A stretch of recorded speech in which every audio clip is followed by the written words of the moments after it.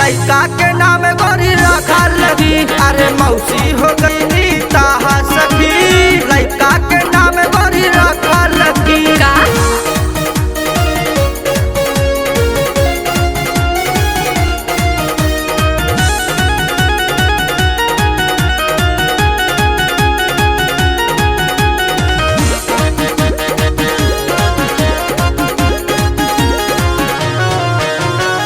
गिनल अंगूरी पर दिन आज कल हो, भइल सफल मिलल सबर के फल हो।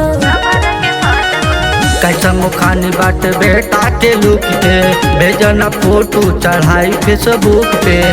जाने जाई त भतरा जिए नदी।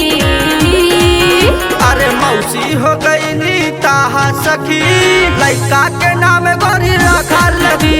अरे मौसी हो गई नी ताहा सखी, लड़का के नाम गोरी रखा लगी।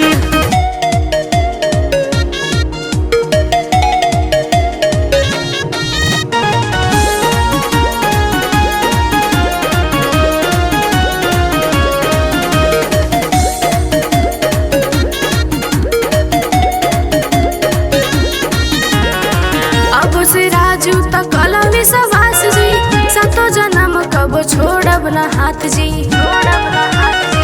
खुला ऐलान कर द ससुरा में गोरी, कबो न टूटी न नहीं आके डोरी। अपिया संदीप भइले भतार फरजी। अरे मौसी हो गई नी ताहा सखी, लड़का के नाम गोरी रखा